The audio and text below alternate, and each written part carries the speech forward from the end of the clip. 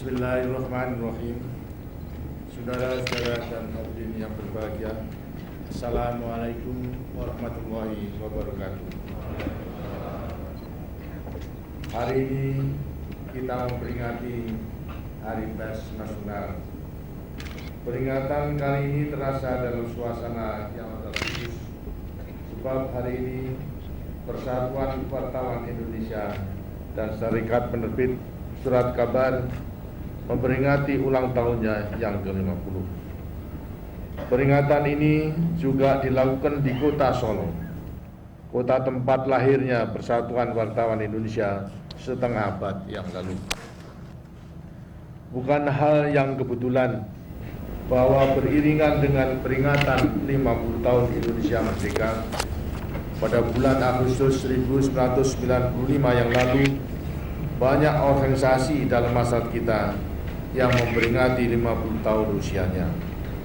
Ini merupakan bukti sejarah bahwa kemerdekaan yang kita proklamasikan pada tanggal 17 Agustus 1945 mendapatkan dukungan yang luas dari rakyat kita sendiri. Bagi negara yang baru diproklamasikan, dukungan rakyat tadi sangat menentukan kelangsungan hidup negara Republik Indonesia. Pada awal berdirinya negara kita, amat gencar propagandalawan yang menyatakan bahwa Republik Indonesia tidak sah oleh karena dibentuk oleh tentara Jepang yang sudah kalah perang. Jika propagandalawan ini bisa mempengaruhi rakyat dan diterima oleh dunia internasional, sungguh sulit kita membayangkan apa yang akan terjadi dengan negara kita ini. Disitulah letaknya peranan penting dari dukungan rakyat ini. Proklamasi kemerdekaan yang sudah diperjuangkan demikian lama melalui berbagai cara mendapatkan dukungan di seluruh Indonesia. Itulah sebabnya mengapa demikian banyak organisasi tumbuh segera setelah proklamasi kemerdekaan itu.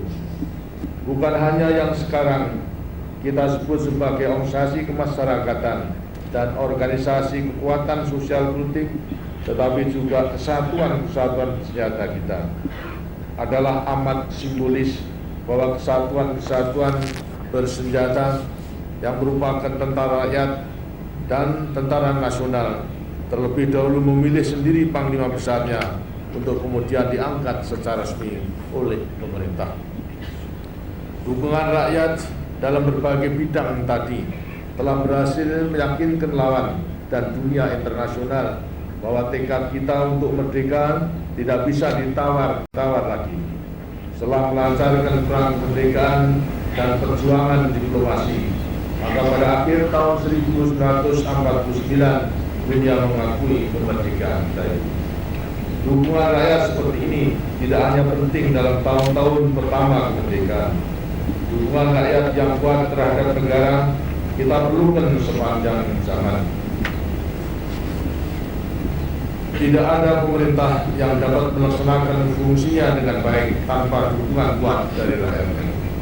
Apabila saya tidak keliru, memasuki setengah abad kedua usianya, Pers Nasional bertekad untuk menegakkan profesionalisme pers nasional dalam menyongsong abad ke-21. Saya menyambut gembira tekad pers nasional kita tadi. Meskipun demikian, kita semua berharap agar pers nasional tidak sampai melupakan tradisinya sebagai pers perjuangan, serta makin meningkatkan peranannya dalam upaya besar pembangunan kita. Saya pernah mengatakan bahwa pers nasional kita hendaknya menjadi pers pembangunan. Saudara-saudara sekalian, dewasa ini kita hidup di tengah-tengah dunia yang sedang mengalami gelombang perubahan yang dahsyat, terutama di bidang informasi dan komunikasi yang merupakan bidang pergaulan pers. Tantangan yang kita hadapi juga berubah, bahkan akan bertambah besar dan kompleks di masa depan ketika kita memasuki abad ke-21 dan keterbukaan ekonomi dunia. Pers nasional pun mau tidak mau harus ikut berubah. Andai kata kita tidak berhati-hati, maka perubahan ini dapat menjurus ke arah pers perjuangan yang sama sekali lain, pers akan berubah menjadi kancah perjuangan hidup dan perjuangan kepentingan baik bagi wartawan, bagi penerbit, bagi pemilik atau bagi kelompok, tetapi tidak bagi kepentingan nasional. Pers yang seperti itu adalah pers yang kehilangan jati dirinya sebagai pers dari khalayak pembacanya, bangsa Indonesia. Tindak tanduk, perilaku, teknik-teknik, kriteria berita, pertimbangan, dan santun bahasanya akan begitu saja mengikuti resep pers global yang dianggap berhasil secara komersial. Pers seperti itu tidak lagi mencerminkan ciri-ciri keindonesiaan. Dengan demikian, bukan lagi merupakan pers nasional. Jelaslah bahwa tantangan yang dihadapi pers nasional dalam tahun 50 tahun kedua usianya tidaklah ringan. Tantangannya adalah mengembangkan pers nasional yang tetap konsisten dengan jati dirinya di satu pihak dan di lain pihak dapat menyesuaikan diri di tengah-tengah perubahan zaman serta mampu bersaing dalam kancah persaingan media global. Jawabannya terletak pada kemampuan insan pers kita dalam mengembangkan pers nasional menjadi pers yang sekaligus profesional.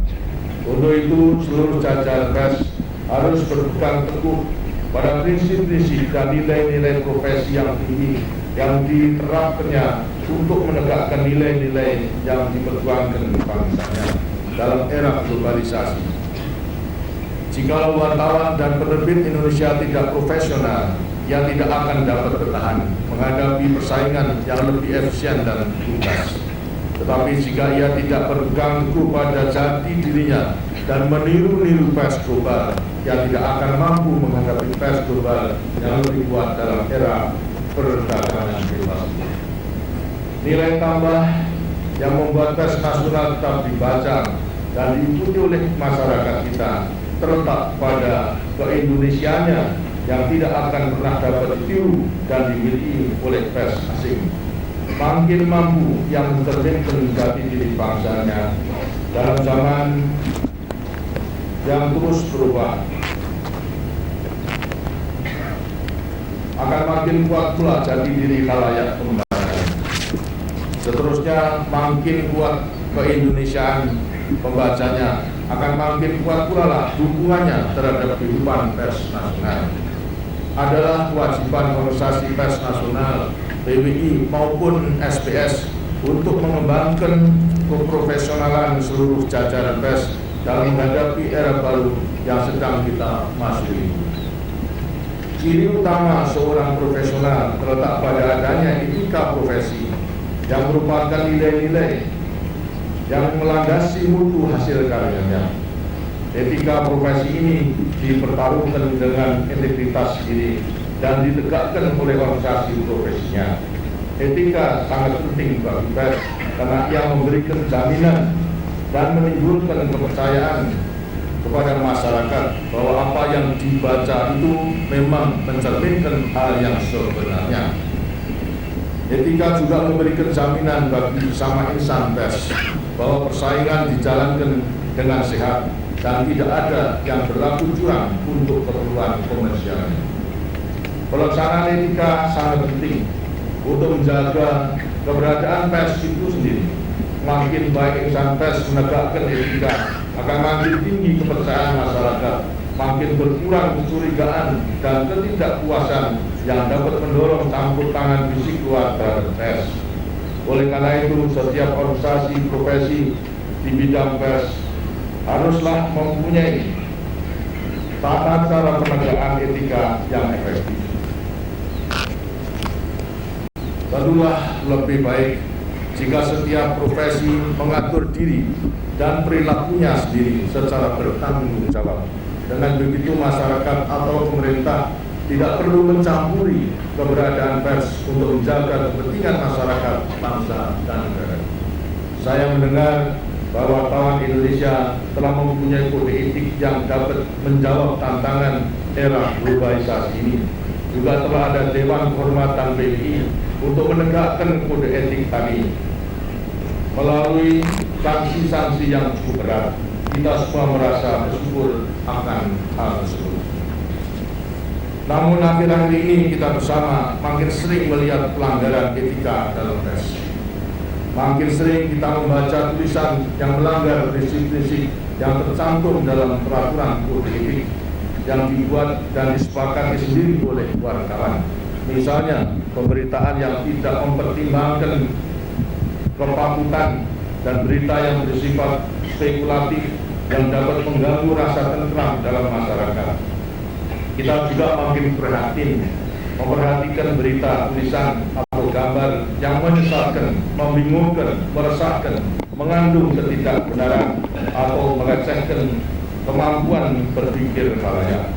Tidak jarang pula kita melihat pemutarbalikan atau pengaburan daripada fakta, mencampur adukkan fakta dan opini sendiri yang merugikan atau menguntungkan suatu pihak, tidak menghormati asas praduga tak bersalah, dan seterusnya. Masyarakat mengambil langkah yang kurang tepat, bahkan dapat merugikan. Karena itu, pada peringatan setengah abad usianya ini, saya menyerukan kepada seluruh jajaran pers nasional agar benar-benar memperhatikan perkembangan yang dapat merugikan pers dan masyarakat kita itu. Lebih-lebih pada saat bangsa kita berada pada awal tahap tinggal landas yang sangat menentukan masa depan bangsa kita. Untuk itu PWI dan SPS tentulah perlu mawas diri untuk menumbuhkan organisasinya menjadi lembaga yang semakin profesional, sehingga dapat mengembangkan masa pers yang juga semakin profesional. Sudah sepatutnya pula jika kita mengingat baik-baik salah satu tujuan kemerdekaan yang tercantum dalam pembukaan Undang-Undang Dasar 1945 dan yang masih harus kita wujudkan dengan lebih baik. Tujuan itu dan juga diingatkan dalam Kode Etik Wartawan Indonesia adalah mencerdaskan kehidupan bangsa. Kecerdasan kehidupan bangsa tidak dapat dicapai dengan pendidikan semata-mata atau hanya dengan memberikan kepada masyarakat fasilitas pengajaran. Lebih dari itu, kecerdasan hanya mungkin dikembangkan secara terus-menerus di segala bidang kehidupan dengan memberikan wawasan kepada masyarakat untuk menemukan makna dari setiap segi kehidupan yang dihadapinya. Jelaslah bahwa pers merupakan salah satu lembaga yang paling penting dalam proses pencerdasan ini. Hal ini hanya mungkin terlaksana jika pers memahami tanggung jawab profesionalnya dan mencapai tujuan tadi. Dengan harapan dan ajaan tadi, saya sampaikan ucapan selamat kepada seluruh jajaran pers nasional yang hari ini genap usia setengah abad.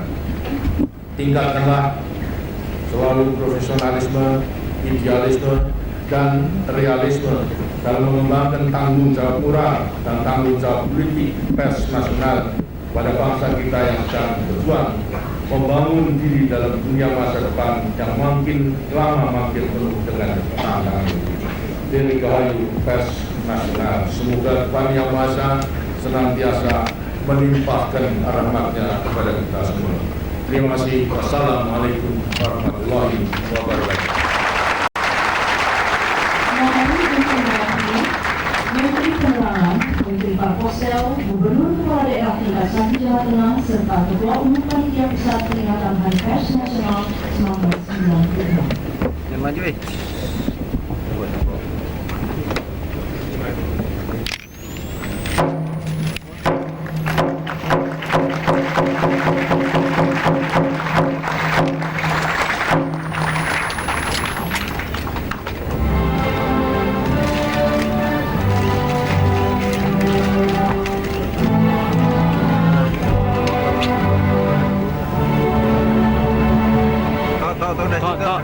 Rianto, udah diam aja deh, itu aja tuh.